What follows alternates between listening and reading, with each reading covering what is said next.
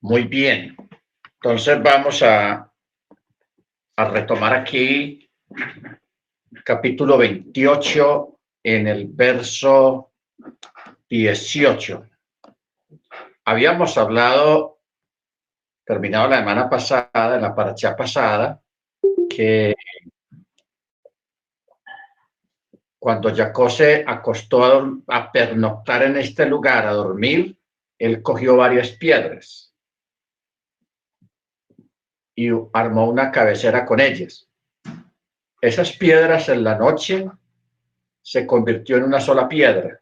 Por eso el texto dice, en el verso 18 dice, y Jacob madrugó muy de mañana y tomó la piedra que había puesto a su cabecera. O sea que todas esas piedras se convirtieron en una sola. Y erigió allí el pilar y vertió aceite encima de ella. Y llamó el nombre de ese lugar Betel. Betel, o sea, casa de él. Sin embargo, Luz era el nombre de esa ciudad al principio.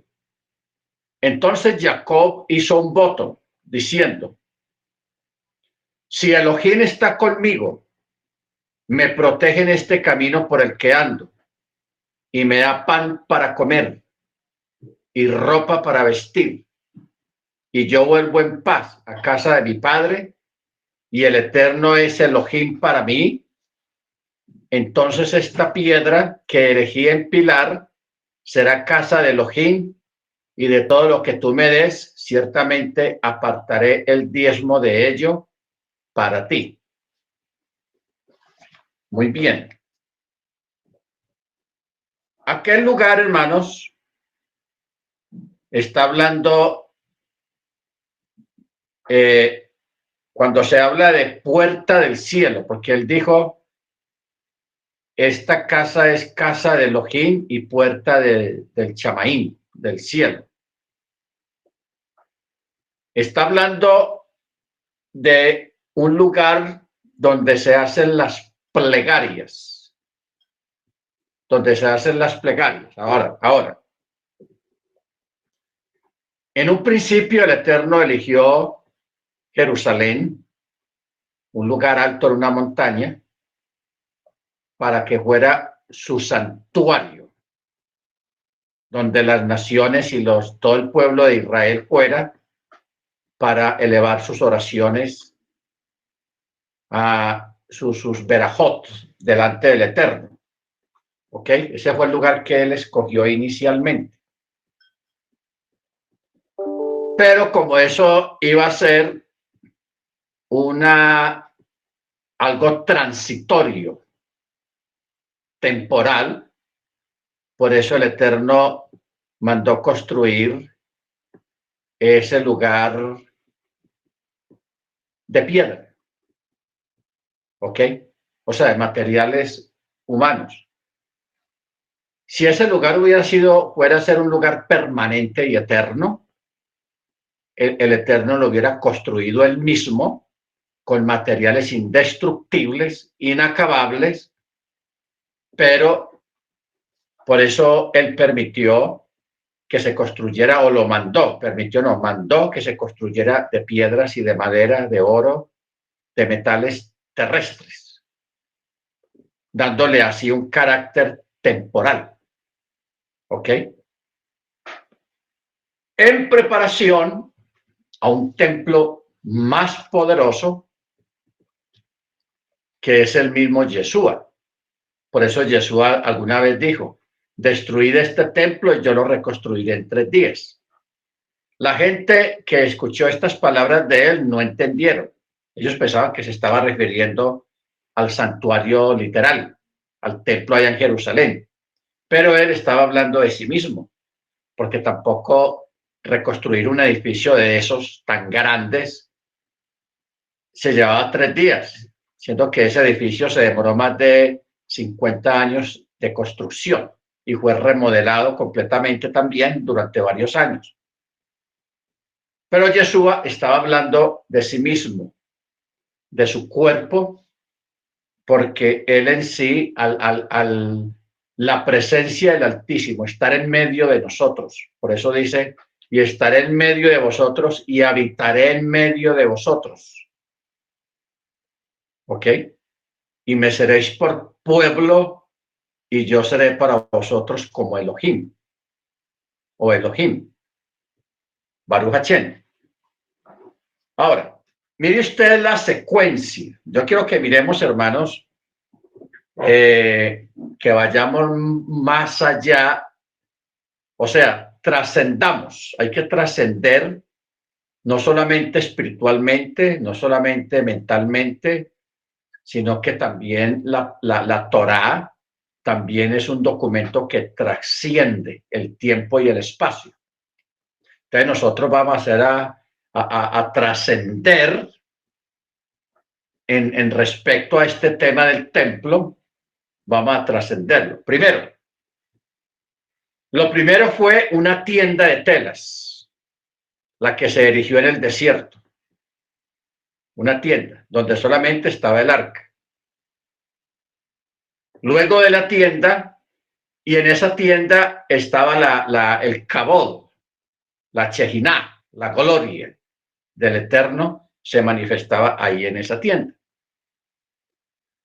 Luego, cuando ya Israel estaba establecido en su tierra y el Eterno ya vio que todo estaba bien, les puso reyes, entonces se encargó a un rey para que construyera el santuario. Un santuario magnífico. El Eterno mismo le dio las medidas a Salomón, le dio todas los materiales de dónde los traía, de qué debían de ser, etcétera, etcétera.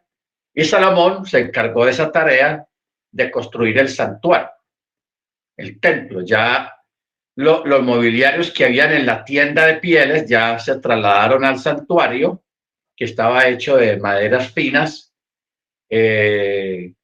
recabadas en oro, los mejores materiales de piedra que había en esa época, en esos lugares, y así se construyó un templo espectacular, es la gloria de esa época. Ese templo fue destruido varias veces y varias veces fue reconstruido. ¿Ok? Luego, la última reconstrucción la hizo fue un procurador romano, muy aficionado a las construcciones y a construir edificios. Fue él el que ayudó a reconstruir y a embellecer el templo, que eso fue ya para la época de la venida del Mesías. Cuando el templo estaba bien bonito, viene Yeshua. Pero Yeshua ya empieza a hablar ahí de otro templo. De otro templo. Entonces ya tenemos dos. El de la tienda en el desierto de pieles, este edificio, y ya Yeshua, estando ese edificio en pie todavía, él empieza a hablar de otro templo, que es él. ¿Ok? Que es el mismo. Entonces, cuando él tiene aquel diálogo con la samaritana, que ahí es donde está exactamente la clave de todo. Cuando él está hablando con la samaritana,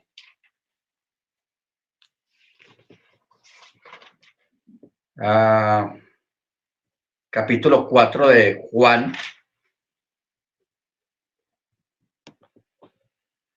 dice, aquí hay una discusión, vamos a llamarla una discusión sectaria, ¿ok? Sectaria. ¿Por qué? Porque en el verso 19, la samaritana descubre que el que está hablando con ella es profeta, porque le dijo cosas muy personales de ella. Por eso le dice en el verso 19. Y le dice la mujer, Señor, estoy como que viendo que usted es profeta. Y luego dice ella, nuestros padres adoraron en este monte. O sea, los padres de la samaritana, o sea, los antepasados de la samaritana. Y entonces le dice a Yeshua, y ustedes, los judíos, dicen que en Jerusalén está el lugar donde se debe de adorar. Ojo con esto. ¿Por qué la mujer está diciendo esto? Porque usted recordará que unos 400 años antes, con la secesión, cuando hubo la división de las 10 tribus que se fueron, se apartaron de Jerusalén, ellos, dentro de su sistema de culto, también escogieron otro monte, aparte de monte de Jerusalén, escogieron otro monte y lo decretaron como lugar de adoración durante varias generaciones. ¿Ok? Entonces, como ella pertenece ya a una generación tardía, digámoslo así, entonces por eso ella creció y nació pensando sí, creció pensando que el monte donde ellos adoraban era el verdadero monte. Nosotros sabemos, y ustedes saben, que el monte es en Jerusalén. Ese fue el lugar que el Eterno erigió y escogió. Eso no tiene discusión. Pero como esta muchacha que pertenece a las 10 tribus del norte, porque ella también es israelita, a ella le dijeron que era en ese monte donde estaban en ese momento. Pero entonces, por eso es que ella le está diciendo esas palabras a Yeshua. Nuestros padres adoraron en este monte y vosotros decís que en Jerusalén está el lugar donde se debería adorar. ¿Ok? O sea, la razón la tienen los judíos porque nosotros lo sabemos, porque tenemos la Torá en la mano y sabemos la historia de cómo son las cosas. A esta muchacha, o sea, a la gente de las tribus del norte, les explicaron otra cosa diferente. Y se levantaron pensando que la cosa era así. Ustedes se acuerdan una clase que tuvimos, creo que fue la semana pasada, acerca de que hay personas que están perdidos y no saben que están perdidos. Hay personas que están equivocados y no saben que están equivocados. ¿Ok? Aquí tenemos el caso de la samaritana y ella es israelita. Ella se levantó toda su vida pensando que ese monte donde está el pozo de Jacob, ahí es donde se debe de adorar, no en Jerusalén. Allá le enseñaron otra cosa. Y ella está hablando con seguridad. Ella no le está diciendo, no, a mí me parece que me dijeron, no, ella está diciendo, nuestros padres adoraron en este monte. Esa fue la herencia religiosa y de culto que ella recibió. Entonces le dice a Jesús, y ustedes, los judíos, dicen que es allá en Jerusalén, están mal. Pero entonces Jesús le dice, mujer, créeme, que viene una hora cuando ni en este monte ni en Jerusalén adoraréis al Padre. Vosotros adoráis lo que no sabéis. Ojo con estas palabras. Vosotros adoráis lo que no sabéis. Nosotros, los judíos, adoramos lo que sabemos porque la salvación viene de los judíos. Este texto es 45 con la bala recortada. O sea, es una bomba este texto. Yo a la gente que es enemiga del pueblo judío o que habla mal de los judíos, está hablando de cristianos, protestantes y católicos, yo siempre les doy este texto. Les doy este texto porque este texto es claro y contundente. Lo que sabemos, adoramos lo que sabemos porque la salvación viene de los judíos. Eso es tenaz, hermanos. Ok, ojo con ese texto. La salvación viene de los judíos. No que los judíos nos vayan a salvar al mundo, no. Sino que por la línea del pueblo hebreo, del pueblo judío, es que viene la salvación. porque allá fueron dados los pactos, las promesas, el culto, la adoración, el nombre, el sacerdocio, todo. Bendito su nombre. Por eso es que el camino de la salvación viene es por ahí. Y la Torá, lógicamente, y en Yeshua. Ahora, ¿por qué Yeshua le está diciendo a ella, ustedes adoran lo que no saben? ¿Qué es lo que ella no sabe? Sucede que el pueblo israelita, o sea, las 10 tribus, a ellos le mezclaron idolatría, le mezclaron, ellos hicieron una mezcla de todo, una mezcla de muchas cosas. Por eso las mezclas no son buenas. Ojo con eso. Yo recuerdo unas personas que llegaron a la comunidad, a la congregación. Entonces, ellos querían introducir dentro del servicio del culto, del servicio al Eterno en el Shabbat, una cuestión de mezclar, o sea, traer cosas de los evangelistas, de los teleevangelistas, que hacen puros shows, que hay evangelistas que entran en moto al servicio, otros vestidos de soldados o de militares, en fin, puro show. Porque la gente piensa que si no cambian la forma del culto, la gente se va a aburrir. Porque muchos evangelistas o pastores allá piensan de esa manera? Porque no están seguros de su mensaje, no están seguros de su enseñanza. ¿Ok? Entonces, por eso quieren hacer innovaciones, quieren mezclar cosas. Entonces, hay mucha gente hoy en día en las comunidades de raíces hebreas que están haciendo eso. Quieren seguir haciendo el show. Quieren hacer oraciones al estilo como hacen los evangelistas. Yo decreto, yo mando, yo aquí, yo allá, y eso dándole órdenes al Eterno. ¿Ah? ¿Cómo así que yo decreto, que yo mando, que yo aquí? O sea, esos son sistemas, exactamente lo que Jesús está diciendo. Vosotros adoráis lo que no sabéis. Nosotros adoramos lo que sabemos. ¿Ok? Bendito su nombre. Entonces, cuando una persona, cuando un roé, cuando un rabino trata de mezclar esas cosas, hermanos, a la Torá, al culto, porque ¿cuál es el problema? Yo le voy a decir dónde está el origen y la esencia de este problema. Hay mucha gente de esta, muchas personas de esta que nunca en su vida, hay mucha gente de esta, muchas personas de esta que nunca en su vida han estado en una sinagoga judía. O sea, ellos no saben realmente cómo se hace un Shabbat en una sinagoga judía.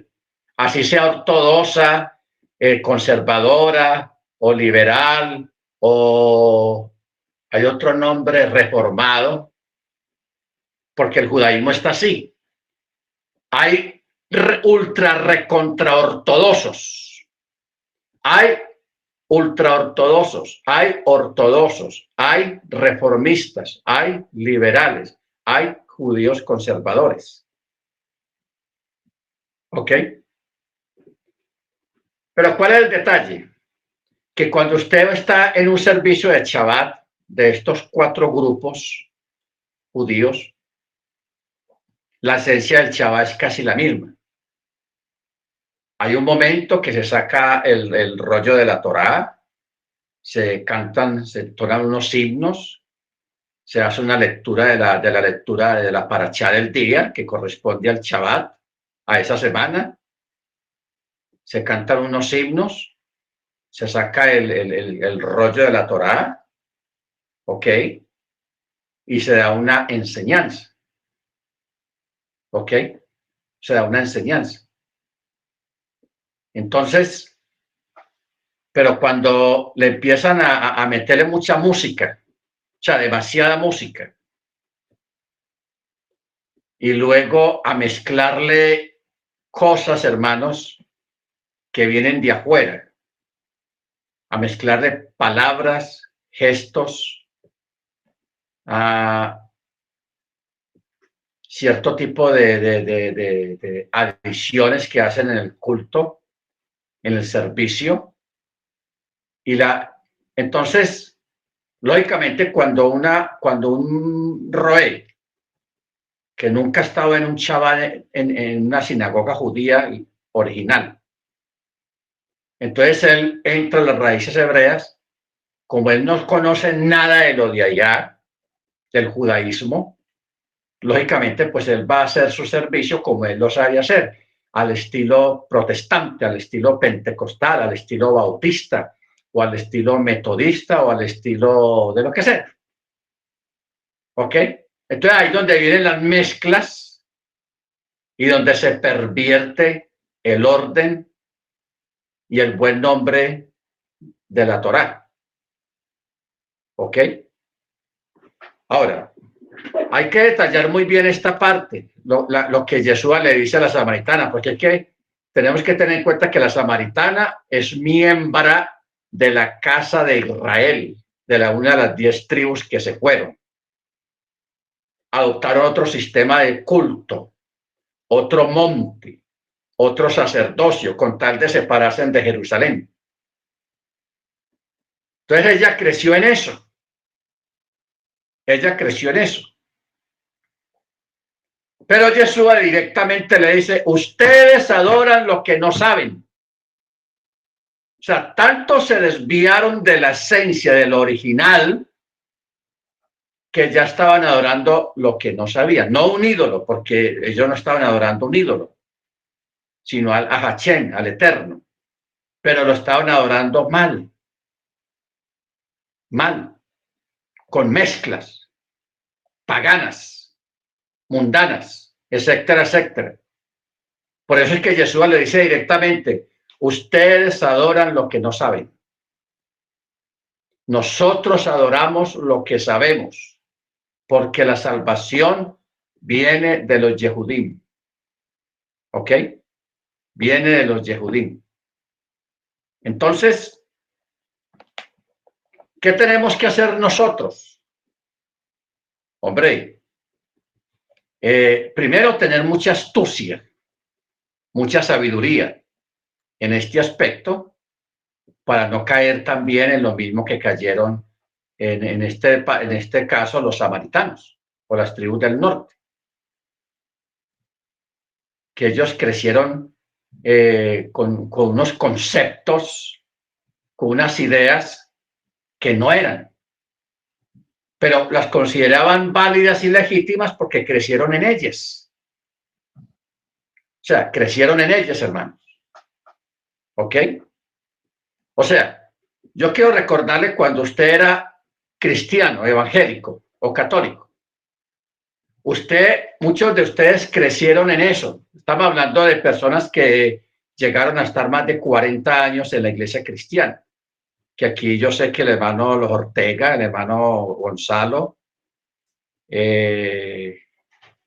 parte del hermano Freddy más o menos, las hermanas de allá de las Galicia, allá en México, ok, que son personas que crecieron estuvieron muchos años en esos grupos evangélicos protestantes. Estuvimos. Y nosotros, cuando estábamos allá, pensábamos que estábamos en lo correcto, en la verdad, y lo defendíamos a capa y espada. ¿Ok? Eso es normal. Eso es normal. Eso le está pasando a esta muchacha, a la samaritana. Ella creció porque ella misma dice, nuestros padres. Está hablando de sus antepasados y está dando a entender de que ella creció ahí en esa costumbre. Pero viene y se encuentra con Yeshua. Y Yeshua le dice las cosas de una forma concreta y correcta. ¿Ok? Bendito sea su nombre. Entonces, por gracia y por obra del Eterno, en su misericordia, que tuvo en bien quitarnos la venda de los ojos y entender esta gran realidad, esta gran verdad tan maravillosa que es la Torá, que es el mandamiento, que son las fiestas del Eterno, que esto es lo más grande y lo más maravilloso que nosotros hemos alcanzado hasta este momento. ¿Ok? Y hemos entendido muchas cosas. Se nos ha abierto el entendimiento en muchas cosas. Bendito sea su nombre. Y aquí estamos. Pero corremos el peligro de estar viviendo en una verdad a medias por algunas cosas que ignoramos o por no haber visto otras cosas que nunca las vimos. ¿Ok? Baruch Hashem. Entonces, eso hay que tener en cuenta, hermanos, para que usted sea cuidadoso en la forma del culto, de cómo se presenta el culto al Eterno, ¿ok? Porque estamos hablando de un pueblo judío, un pueblo israelita, que tiene una historia de 5.000 años, una historia larguísima, una historia extensa, muy verídica, muy clara y muy concisa. Y si nosotros queremos saber algo, queremos entender algo, tenemos una inquietud, tenemos que acudir a la palabra y tenemos que acudir a la tradición, o sea, a los escritos rabínicos, para nosotros entender realmente cómo son las cosas, cómo son algunos detalles, algunas situaciones, etcétera, etcétera. Bendito sea el nombre del Eterno. Ahora, lógicamente, en muchos grupos ortodoxos hay mucha esclavitud alágica, llamémoslo así, esclavitud alágica. O sea que los llenaron de mandamientos humanos, mandamientos de hombres. Que eso no es malo, ya hemos explicado en sí que la alajá, y que la alajá es necesaria a veces, pero no tanta alajá ni tan exagerada tampoco. Como tampoco poner el mandamiento alágico sobre la Torá. Primero la Torá y después la alajá. ¿Ok? Pero si hay unas alajot que no son viables para nosotros, porque nosotros fuimos llamados a libertad, no a esclavitud. Por eso es que Pablo regaña a los Gálatas, a la congregación, a la Keilah de Galacia, y lo llama insensatos, tontos. ¿Por qué?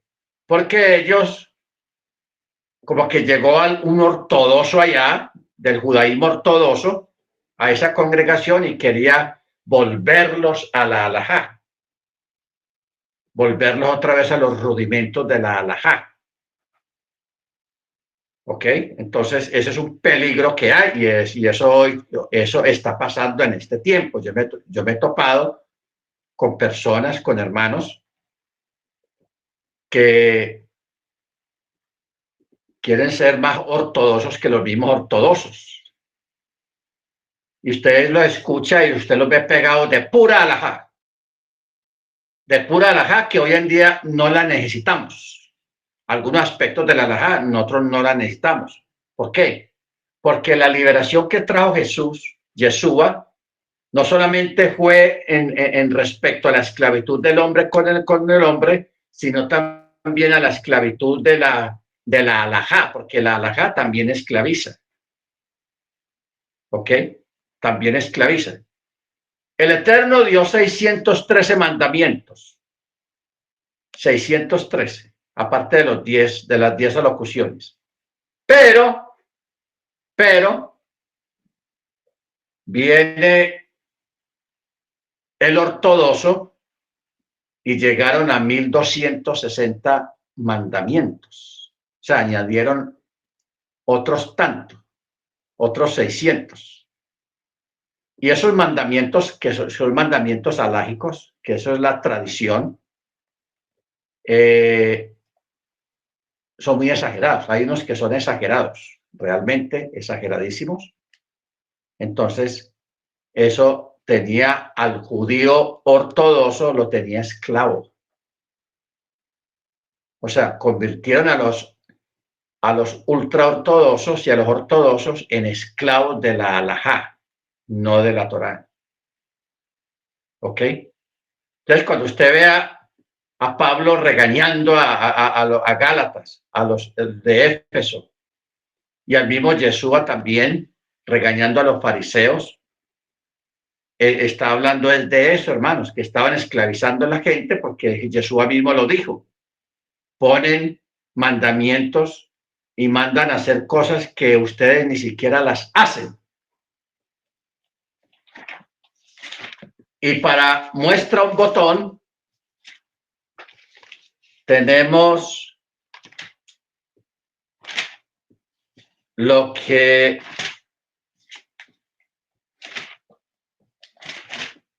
en el primer concilio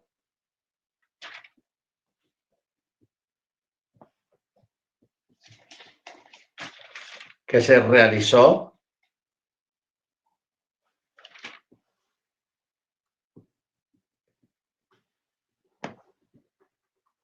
en Jerusalén,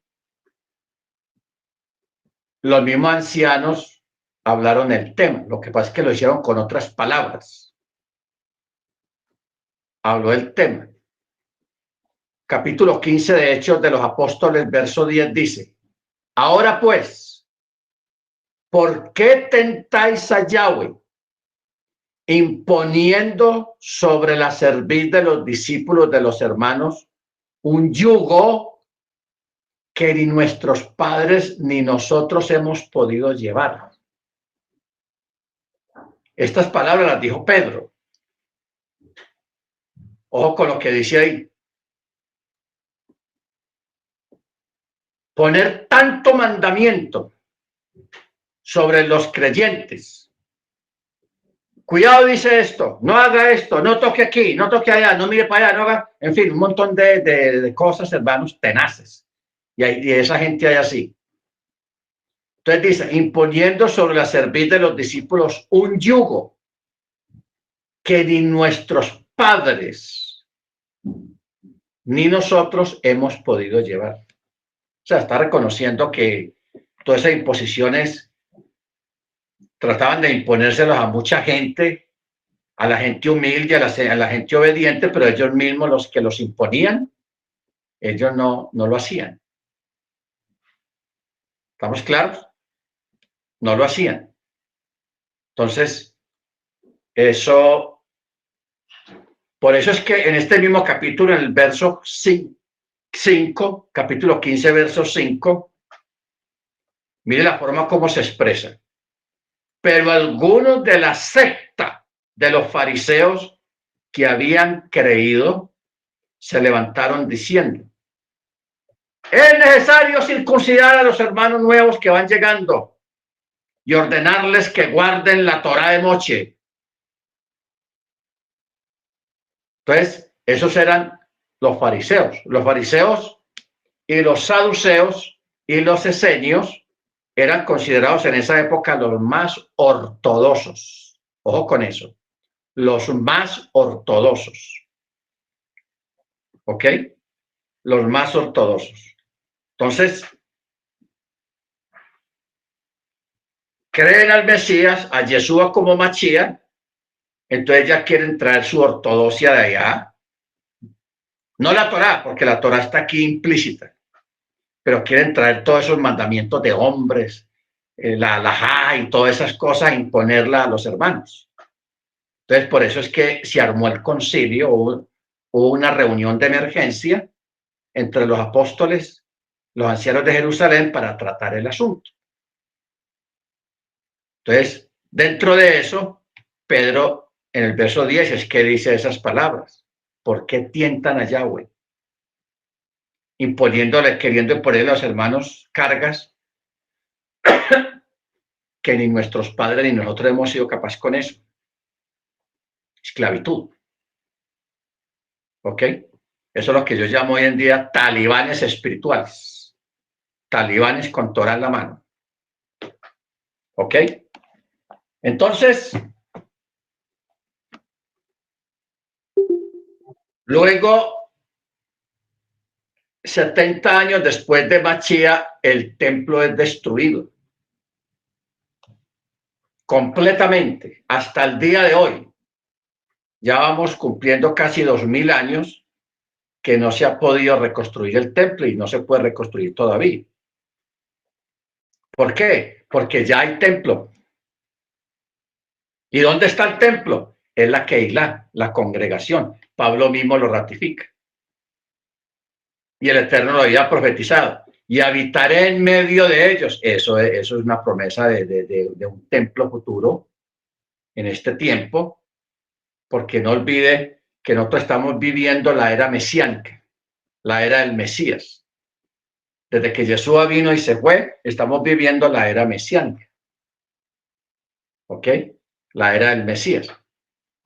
Entonces Pablo dice, ¿no sabéis que vosotros sois templo del Ruach HaKodesh y que el Ruach HaKodesh habita en medio de vosotros o en vosotros?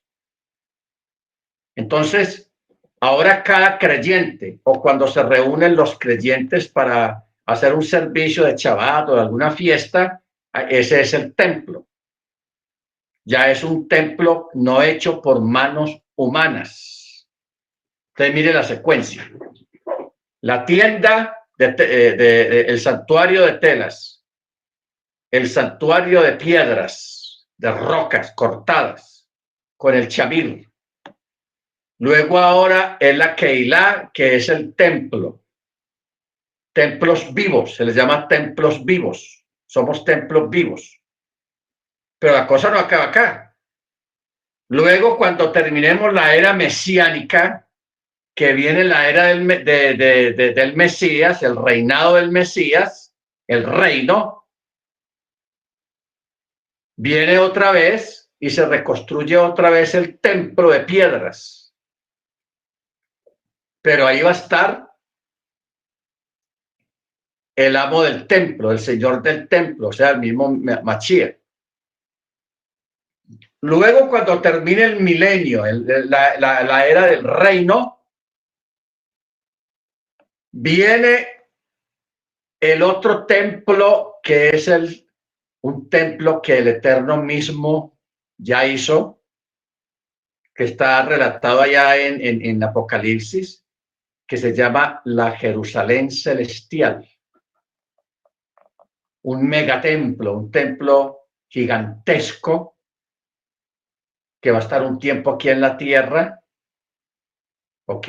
Y luego va a ser llevado a otro lugar, pero ese templo es una cosa impresionante, bendito sea el nombre del Eterno, y ese templo, allí no va a haber necesidad de luz porque Él es la luz, lo va a iluminar con su propia luz esplendente, bendito su nombre. Entonces, ahí vemos la secuencia, o sea, la escritura, la historia, la Tanakh,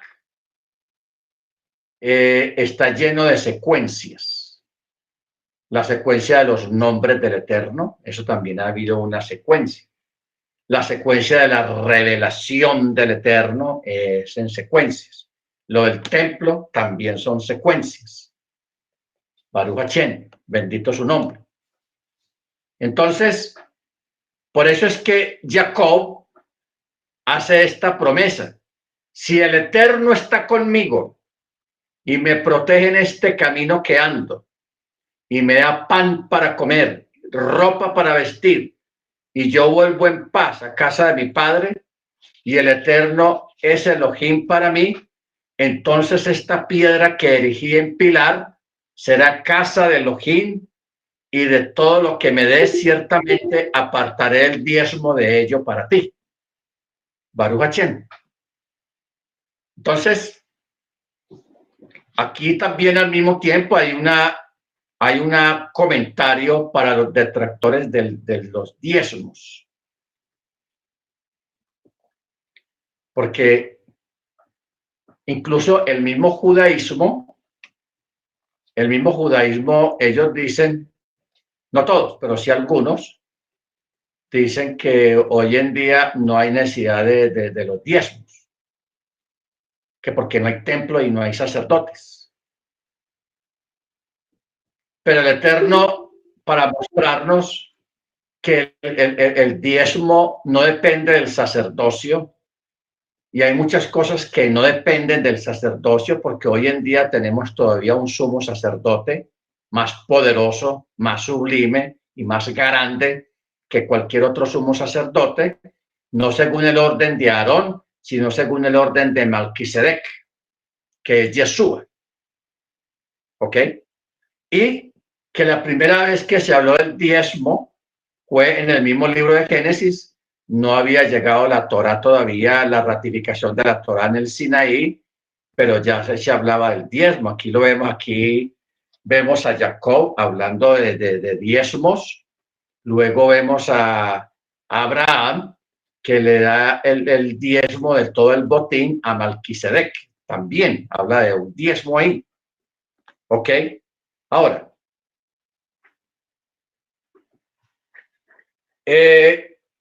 ¿cuál es la forma entonces hoy en día, por ejemplo, de los judíos de sostener sus sinagogas, sus edificios de culto, los que no dan los diezmos? ¿Cómo lo hacen?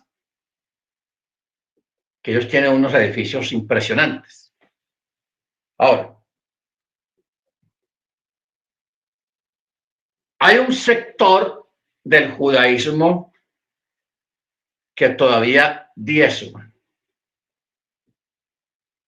aunque el rabino diga que no hay necesidad de diezmar, ellos lo hacen. Y hay otro sector que no diezman, pero sí ofrendan. Sí ofrendan. Entonces ellos lo que hacen es, los que no creen en el diezmo dentro del judaísmo, ellos crearon un sistema económico en la sinagoga. ¿Cómo funciona eso? Cuando usted va a una sinagoga, usted va a ver que las sillas, en alguna parte de la silla donde la gente se sienta, en una letra muy bonita dice dedicada a la familia tal. Entonces, la mayoría de las sillas están marcadas. Si hay 200 sillas, 300 sillas, esas sillas están marcadas, dedicadas a la familia tal, la familia Cohen, la familia Gold, la familia Mineshewich, la familia tal. Gente que asiste ahí a la comunidad. ¿Qué quiere decir esto? Que allá en ese lugar, esa familia que está ahí, el nombre de esa familia que está puesta ahí en esa silla, ellos hacen un aporte anual, por ahí de, si es en Estados Unidos, por ahí de $4,000, $5,000 al año. El progenitor de esa familia anualmente da $5,000 para tener el derecho de que el nombre esté ahí.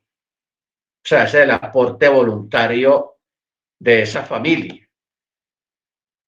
Entonces, como son cientos de familias o decenas de familias que hacen un aporte anual. Entonces, allá internamente, secretaría o tesorería, cuando llega la hora al año de dar el aporte, le mandan una cartica a la persona y le dice, fulano de tal, le saludamos, todo eso, y queremos recordarle su compromiso del aporte anual, etcétera, etcétera. Entonces la persona, sí, sí, claro, hace un cheque o ya una transferencia y manda su aporte anual y se va renovando. Si la familia se retira de ahí, dejan ahí su nombre, no borran el nombre de la silla, de su asiento, pero ya se convierte en un no aportador porque ya no está ahí en la comunidad. Ya se fue para otra parte, para otra ciudad o para otro país, como sé. Entonces, lógicamente, si cada familia aporta, no todos por igual, hay unos que aportan $10,000, otros $15,000, otros $20,000, otros diferentes cantidades de dinero. Pero eso de $50 no, eso tiene un mínimo. Creo que el mínimo son 1,500 o $2,500, y ahí para arriba tienen que ser los aportes. porque la mayoría de la gente que va a esos lugares, pues gente muy adinerada, profesionales, empresarios, médicos, en fin. Por ejemplo, Spielberg es el productor de cine que ha producido las grandes películas, de apellido Spielberg, que él es judío, él cree en los diezmos, él sí diezma. Y yo conocí varios conocidos judíos que ellos diezman, y conocí otros que no diezman. No hay problema con eso, ¿ok? Porque hay una anécdota con Spielberg, me lo contó mi rabino, que es amigo del rabino de Spielberg, que una vez el rabino allá en Los Ángeles iba caminando por la calle, por la acera. Cuando menos piensa, frenó una limusina al lado del rabino y se bajó Spielberg. Pero Spielberg se bajó achantado. ¡Rabino! Todo achantado. Entonces el rabino lo saludó y lo regañó. Oye, hace días no te veo en la sinagoga, no te veo en el Shabbat. Ay, rabino, qué pena, perdón, es que tengo mucho trabajo, lo que sea, que tiene mucho trabajo o está viajando mucho en sus películas y todo eso, produciendo películas. Entonces, Spielberg, pues como para suavizar el regaño, le dijo, no, pero ya hice la transferencia de mis diezmos. Entonces el rabino le dice, no, a mí no me interesan sus diezmos, a mí me interesa que tú vayas a la sinagoga. Ok, ok, rabino, está bien, está bien. Voy a seguir mi camino. Shalom, shalom. Y se montó a su carro y se fue a la limusina y se fue atrás. Siguió su camino. Entonces, por ese lado, en el caso de Spielberg, el sí diezma. Hay otros que no diezman. ¿Ok? Pero si hacen su aporte en la sinagoga, el aporte anual, en algunas sinagogas es anual y en otras es mensual.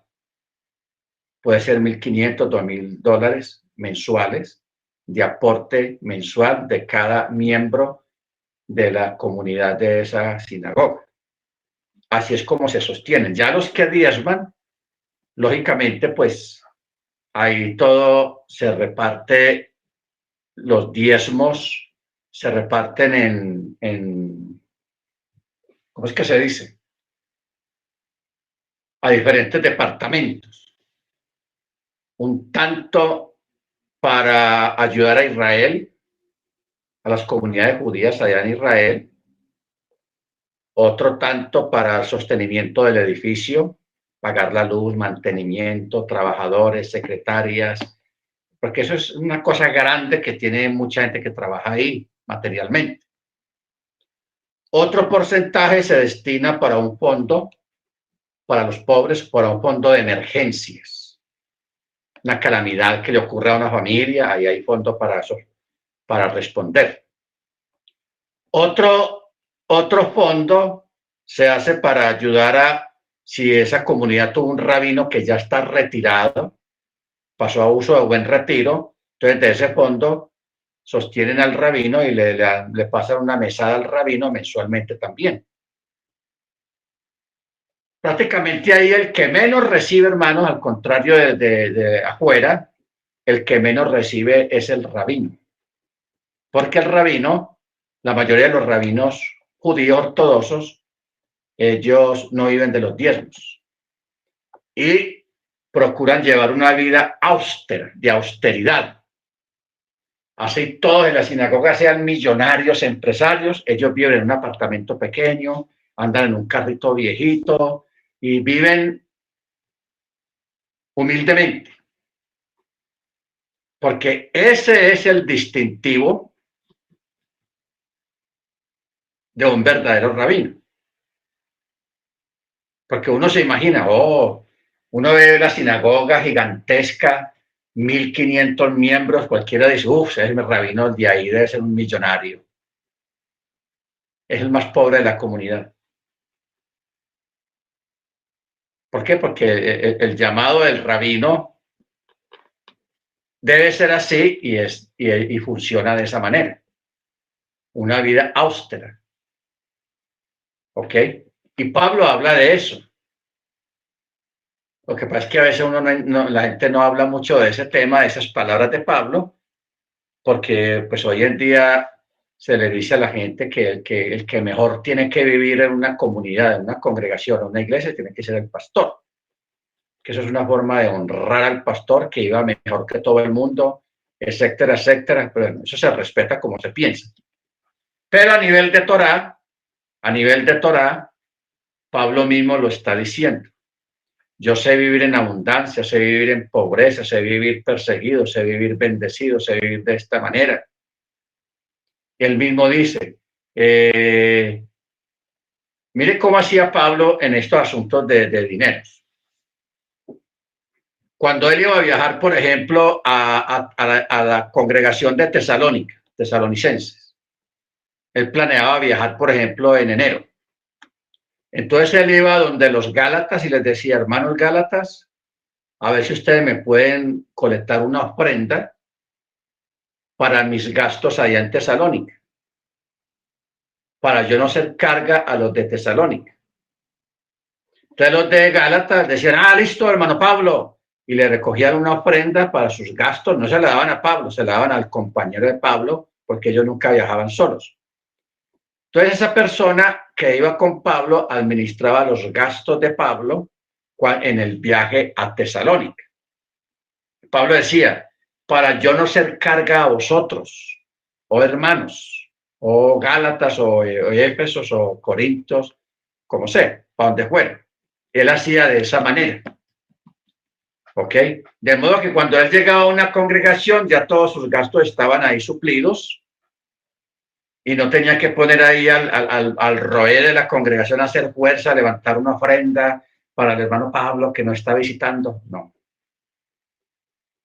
Pablo lo hacía bien, me parece un sistema bastante práctico para este tipo de menesteres. ¿Ok? Baruch Hashem. Entonces, esa es una forma, hermanos, de cómo funciona la economía en las sinagogas judías hoy en día, en este tiempo. ¿Ok? Bendito sea su nombre.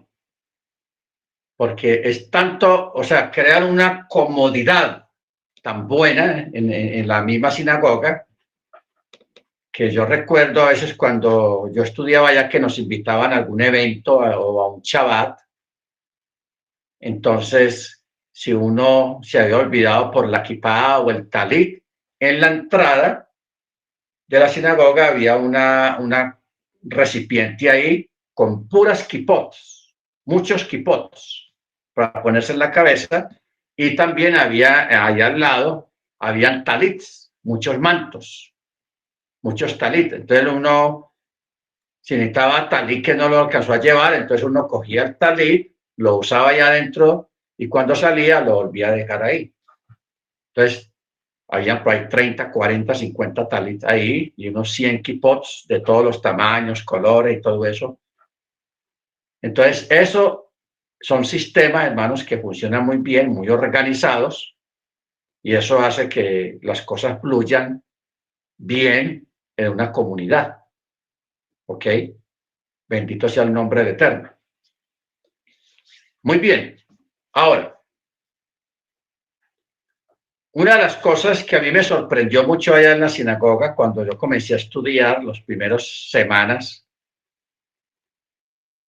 es que había un momento de descanso como de 10 minutos.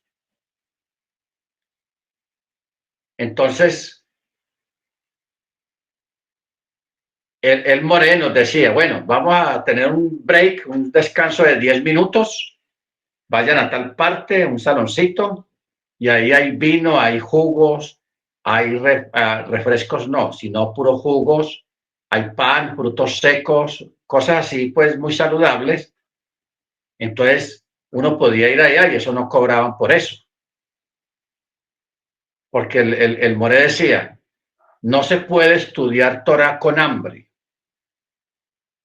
sino que hay que estar satisfecho, bueno, tampoco uno lleno, sino estar bien satisfecho, no sentir nada de hambre, que así es como la Torá se estudia y se aprende más fácil. Entonces, por eso, todas las clases, hermanos, siempre nos mandaban para allá, al break, al descanso, para comer lo que uno quisiera de ahí.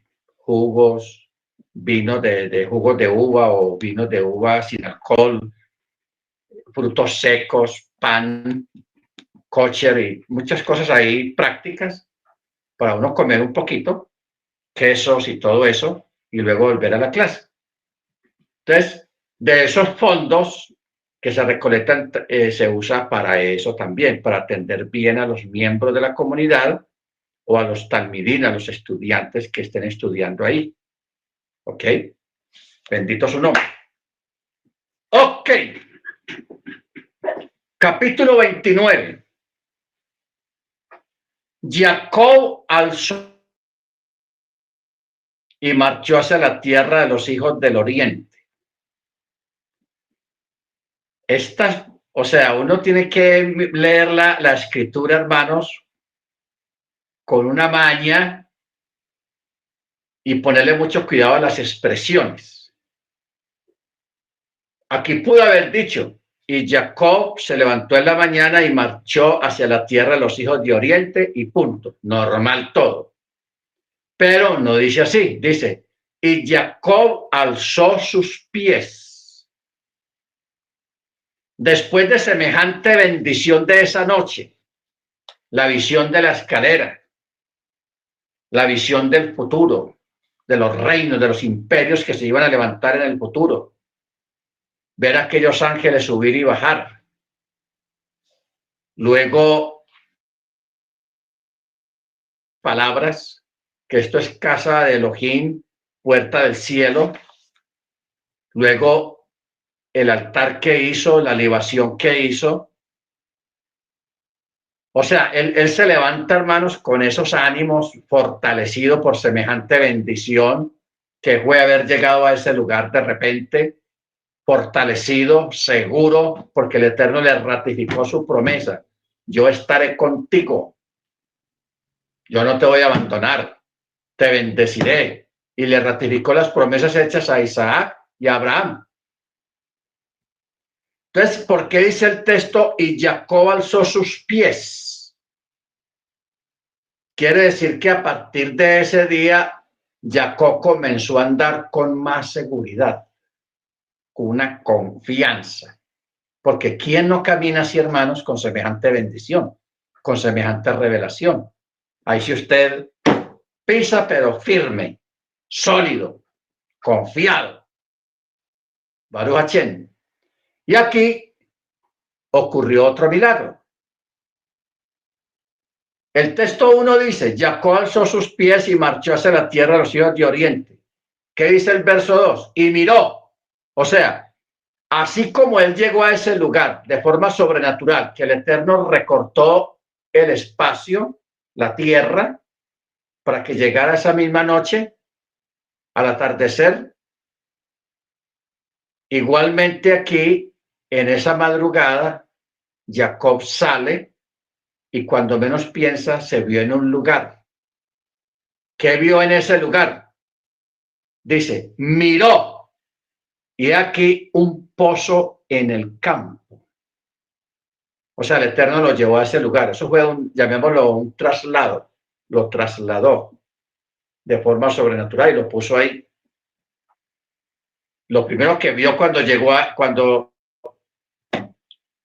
estaba ahí fue un pozo en el campo y vio 3 hatos de ovejas yaciendo junto a él, pues de ese pozo abrevaban los hatos y la piedra sobre la boca del pozo era grande.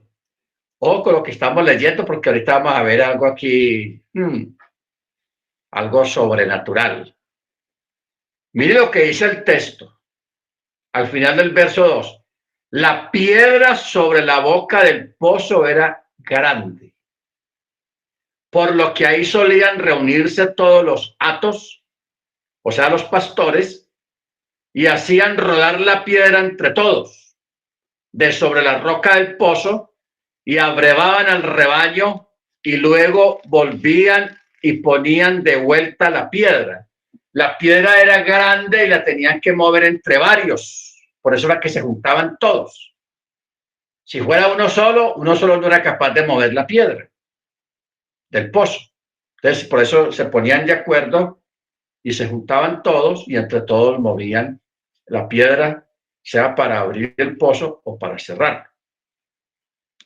Y dice, y abrevar el rebaño y luego ponían de vuelta la piedra sobre la boca del pozo en su lugar. Entonces Jacob les dijo, hermanos míos, ¿de dónde son? Y ellos dijeron, somos de Harán. Y él les dijo, ¿conocen a Labán, al hijo de Nahor? Y ellos dijeron, le conocemos. Gente parca para hablar, poquitas palabras. Y él les dijo, ¿está en paz? Y ellos dijeron, sí, en paz. Ah, pero aquí viene su hija Raquel, que viene con el rebaño. O sea, ya se juntaron 4 rebaños. 4. Porque Raquel venía, la hija de Labán, y venía con el rebaño porque era pastora. Entonces él le dijo, pero óigame, he aquí que el día todavía es claro, ¿acaso no es hora de juntar el ganado, abreven el rebaño y vayan a apacentarlo? Pero ellos le dijeron, no podemos, sino hasta que se junten todos los jatos y hagan rodar la piedra de sobre la boca del pozo, entonces abrevaremos el rebaño, lo que explicaba ahora. Se tenían que juntar todos los pastores con sus rebaños y entre todos movían la piedra para sacar el agua. Verso 9. Aún estaba hablando con ellos cuando llega Rachel con el rebaño de su padre, pues ella era pastora. Y sucedió que cuando Jacob vio a Rachel, hija de Labán, hermano de su madre, y al rebaño de Labán, el hermano de su madre, Jacob se acercó y quitó la piedra de sobre la boca del pozo. ¿Qué acabamos de leer? Aquí tenemos un Sansón. Jacob solo quitó la piedra de la boca del pozo y abrevó el rebaño de Labán. ¿Ok? Tenaz. Al rebaño de Labán, el hermano de su madre. Y luego Jacob besó a Rachel y alzó su voz y lloró. ¿Por qué lloró Jacob?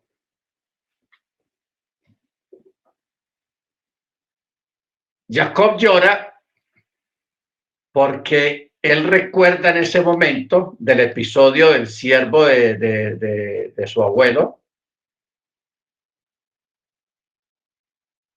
cuando fue a buscar esposa ahí mismo también, en la casa de Labán, esposa para Isaac. Pero la llegada del siervo fue a lo bien, o sea, con estilo. ¿Qué quiere decir? El hombre llegó 10 camellos cargados de comida, de telas, de perfumes, de zapatos, de velos, de comida exquisita, de cosas de oro, de joyas. O sea, tremenda dote. Entonces Jacob se mira a sí mismo y se da cuenta que él llegó mani vacío. No tenía ni un peso. No tenía nada. ¿Ok? Por eso él llora. Porque se da cuenta que Rachel, está interesante la hija de mi tío. Está bonita. Y él sin nada para poder cortejarla o tomarla como esposa, sin nada en el bolsillo. Por eso dice, besó a Rachel y alzó su voz y lloró. Y Jacob dijo a Rachel que él era hermano de su padre y que era hijo de Ribcá, y ella corrió y lo anunció a su padre. O sea que ellos vienen a ser primos.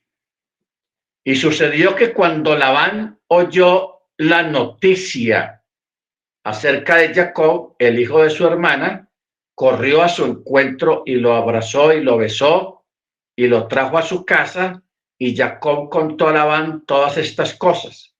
Entonces Labán le dijo, sin embargo eres hueso, eres mi hueso y mi carne, y permaneció con él un mes. Entonces Labán dijo a Jacob, por ser tú mi hermano, trabajarás para mí gratis. Declárame cuál será tu salario. Y Labán tenía dos hijas. El nombre de la mayor era Lea o Leah, y el nombre de la menor era Rachel. Los ojos de Lea eran lánguidos, pero Rachel era hermosa de forma y bella de aspecto. ¿Por qué los ojos de Lea eran lánguidos? Llama la atención, ¿no? Que el texto describa el rostro de la muchacha y cómo era su mirada triste. ¿Por qué estaba triste Lea? Porque ella sabía que ella, como era la mayor, estaba destinada para el mayor de su tío, Esaú. O sea, ella sabía que a ella le correspondía casarse con Esaú, porque Esaú era el mayor, era el primogénito de Isaac. Y como ella sabía de las andanzas de Esaú y que era un hombre de malas mañas y descarriadito y todo eso, ella vivía triste supuestamente por su destino. Por eso dice el texto, los ojos de Lea eran lánguidos. Vivía triste y lloraba mucho y por eso tenía los ojos así. Pero Rachel era hermosa de forma y bella de aspecto. Y Jacob se enamoró de Rachel, por lo que le dijo a Labán, trabajaré para ti 7 años por Rachel, tu hija, la menor. Aquí él puso peticiones concretas, una petición concreta. En el judaísmo se acostumbra mucho, cuando se hace una oración, se hace en forma concreta, específica. Yo quiero esto así, Señor, si tú me permites, si usted quiere, te pido un carro o una casa que sea así, así, así, con estas especificaciones, etcétera, etcétera. Por eso es que aquí vemos un ejemplo. Trabajaré 7 años por Rachel, tu hija, no me vaya a traer otra Rachel por ahí. Y la menor, no la mayor, la menor. Y Labán dijo, mejor que te la di a ti que a otro varón, quédate conmigo. Así pues, Jacob trabajó por Rachel durante 7 años, pero como él estaba muy enamorado, a él le parecieron días, debido al amor que sentía por ella. ¿Ok? Verso 21. Después Jacob dijo a Labán, entrégame a mi mujer, pues ya se cumplieron mis días para que me llegue a ella. Entonces Labán reunió a todos los varones del lugar, hizo un banquete, y sucedió que de noche tomó a su hija Lea y se la trajo a él, y él se llegó a ella. Y Labán le entregó a su sierva Silpá como sierva para su hija Lea. Sucedió que a la mañana siguiente, he aquí que era Lea. Entonces dijo Jacob a Labán, oye, ¿pero qué me hiciste? ¿Acaso no trabajé contigo por Rachel? ¿Por qué pues me engañaste? Y Labán dijo, no se hace así en nuestro lugar, dar la menor antes que la mayor. Cumple la semana de esta. ¿Qué quiere decir? Cumple la semana de esta, o sea, de Lea. Cuando se celebraba una boda en Israel, se acostumbraba a hacer una celebración de 7 días. Una fiesta que dura 7 días. ¿Ok? Ya luego, más adelante, esos 7 días lo llamaron la luna de miel. La famosa luna de miel. Pero en esas épocas, al principio, se les llamaban los 7 días. Por eso le dice, cumple la semana de esta y te daremos también a Rachel por el trabajo que desempeñarás conmigo otros 7 años más. ¿Ok? Y Jacob hizo así y cumplió la semana de aquella, y él le dio a su hija Rachel como esposa. O sea, mucha gente piensa que Jacob tuvo que esperar otros 7 años o trabajar otros 7 años y ya luego desposarse con Rachel. No, eso no fue así. Él sí trabajó los 7 años. Sí, señor. Porque ese fue lo que le dijo el suegro, Labán. Pero cuando cumplió la semana de Lea, ya él le fue entregada Rachel también. Simplemente que eso ya es como pago por adelantado. ¿Ok? Llamémoslo así, como una especie de pago por adelantado. Con Lea no fue así. Tuvo que trabajar 7 años guardando la distancia, pero ya en este caso con Rachel pasó la semana de la fiesta y ya le fue entregada a Rachel. Y por eso dice, y Labán entregó a su hija Rachel a su sierva Bilhá para que fuera la sierva de ella. Y él se llegó también a Rachel y amó a Rachel aún más que a Lea y trabajó con él otros 7 años más. Bueno, aquí, hermanos, hay un estudio que lo hemos dado como 2 veces en estos 3 años, se llama la bendición del perseguido o la bendición de la persona que es menospreciada. Eso es una ley natural que existe de parte del Eterno, donde Él bendice con una bendición extra a todo aquel que es perseguido sin causa justificada o por alguna causa, como sea, pero también una bendición extra a toda persona que es menospreciada por alguna situación, ¿ok? Por alguna circunstancia o situación. Entonces se llama la bendición del perseguido o la bendición del menospreciado.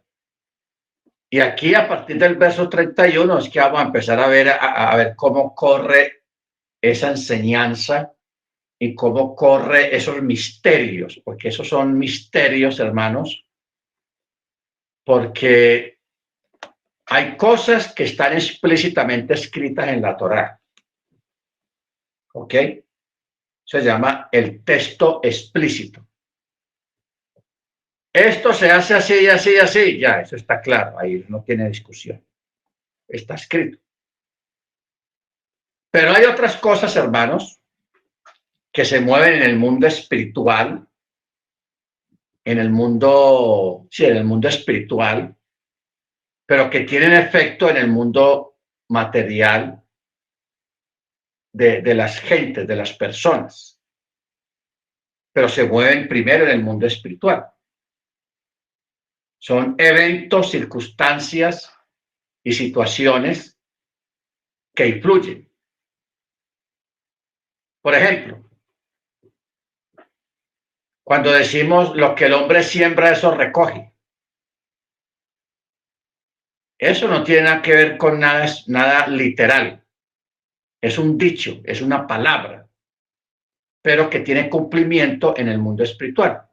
Como quien dice, si el que siembra buenas acciones, recogerá buenas acciones. El que siembra vientos, como dice allá el texto, el que siembra vientos recogerá tempestades. ¿Ok? De eso estamos hablando. En este caso, toda persona que es menospreciada, que es perseguida sin causa justa, o que es menospreciado por alguna situación, esa persona tiene una bendición extra de parte del cielo. ¿Ok? Tiene su bendición extra. Podríamos llamar este tipo de cosas como situaciones circunstanciales de efecto, causa y efecto, o efecto y causa, como usted lo quiera poner, debido a algunas circunstancias que puedan presentarse en las personas. ¿Ok? Entonces, por eso es que el verso 31, mire cómo dice, y el Eterno vio que Lea era desamada, o sea, Jacob no está enamorado de Lea. Entonces, por eso dice el texto, era desamada. Por lo que, y por ser desamada, ¿qué dice el texto? Por lo que abrió su matriz. Pero Rachel, la amada, la consentida, era estéril. ¿Ah? ¿Cómo la ve? Hoy en día, psicológicamente, los psicólogos pudieran decir al contrario. No, si una mujer es amada y es bien atendida, etcétera, etcétera, eso va a crear condiciones para que conciba y tenga muchos hijos y etcétera, etcétera. Eso diría un psicólogo.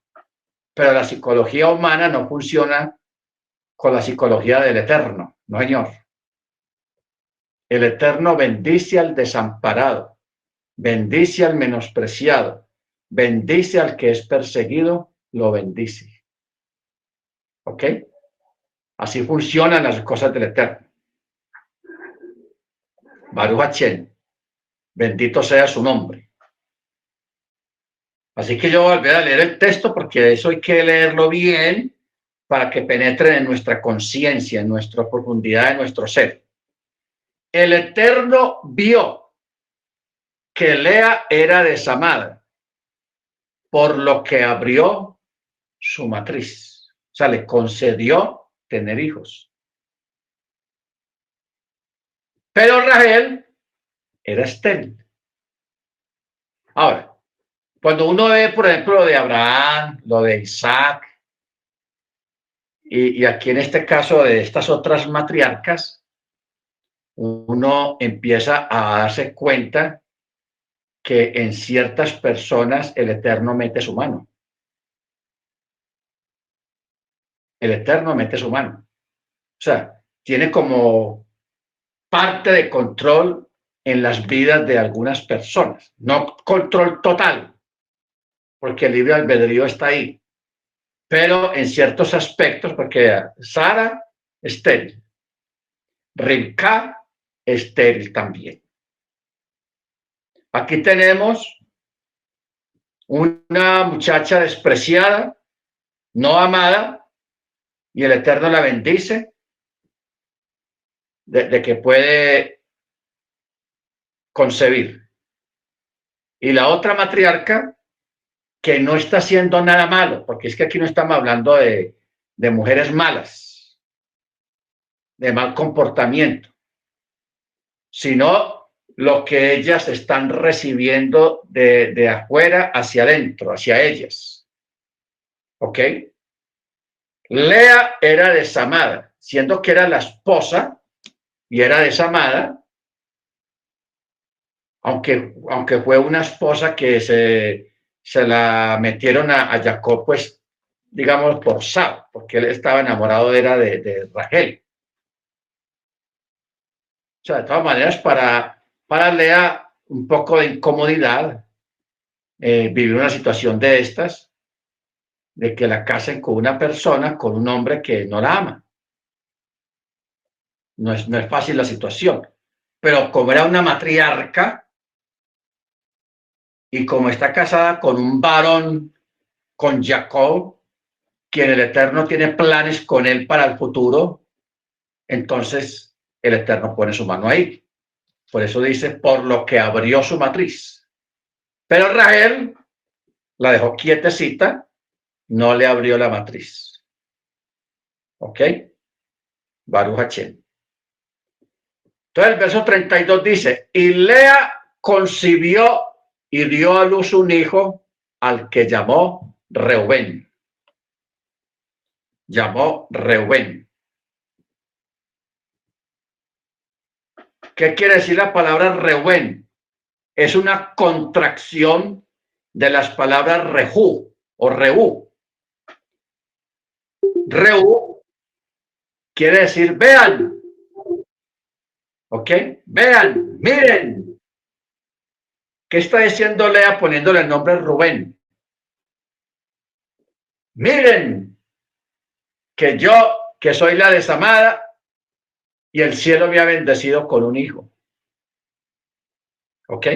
Miren esto, qué milagro. En cambio, mi hermana, que es la amada, que es la ñaña de Jacob, no le puede dar hijos. ¿Se da cuenta? Eso es lo que quiere decir la palabra Reubén. Reubén.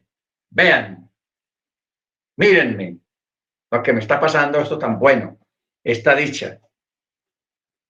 Baruch Hachén. Pues dijo, porque el Eterno ha visto mi aflicción, ya que ahora sí me va a amar mi marido.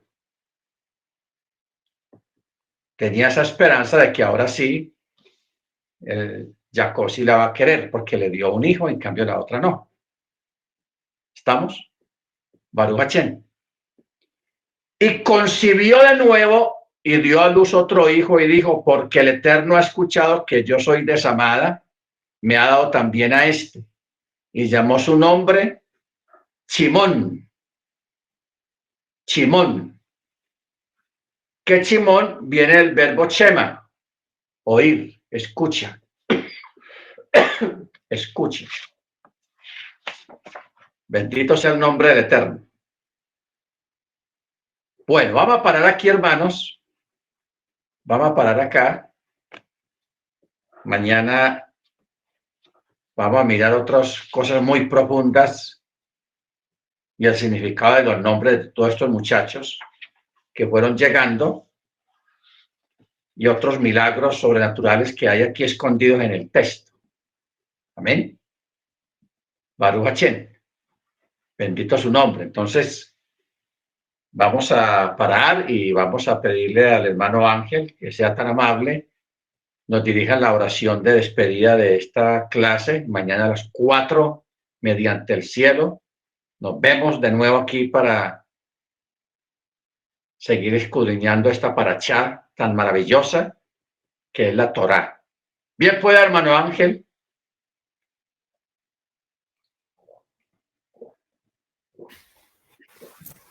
Gracias. Shalom a todos, hermanos. Amén. Padre, te damos gracias en esta hora por la palabra, oh Rey de la Gloria, que se ha sembrado en nuestros corazones. Bendecimos espíritu y alma y cuerpo de toda tu Keilah. Gracias al Rab por su vida, por que nos ha compartido esta escritura y que dé un fruto abundante al 100%. Que tu Ruach HaKodesh esté hablando a nuestro espíritu, alma y cuerpo, y que podamos ser entendidos, como dice la Escritura, el que lea entienda, y que sean iluminados los ojos de nuestro entendimiento. Que este Shabbat sea de bendición para todos mis hermanos, que podamos tener más comunión contigo, Rey, que podamos estar meditando, como dice la Escritura, de día y de noche, y que todo lo que emprendan mis hermanos, todas sus ideas creativas que el Rey ponga en sus corazones, en sus mentes, sean prosperados. Gracias, te damos, Beshem Yeshua HaMashiach. Amén y amén. Shabbat Shalom, mis hermanos. Gracias, Rab. Amén, hermano Ángel. Baruch Hachén. Ok, hermanos, que tengan todos un Shabbat maravilloso en la presencia del Eterno. Y mañana a las 4 de la tarde nos encontramos de nuevo acá para seguir estudiando esta parasha. Laila, todo para todos. Shabbat Shalom. Shabbat Shalom. Laila Tov. Shabbat Shalom. Gracias. Beatriz. Laila Tov, Ana, hermanito. Ana Trini, saludos. La he extrañado mucho, hermana Trini. Gracias, hermano. Bien. Hermano Álvaro, hermana Shalom, pastor. Cecilia, hermana Erika, amén. Mano Ángel, mano Jonathan, Laila Tov. Hola, todo mi pastor. El Eterno le bendiga grandemente. Amén, amén. Gracias por la enseñanza, pastor. Olga, hermana Olga. Claro que sí, con mucho gusto. Gracias, mi pastor.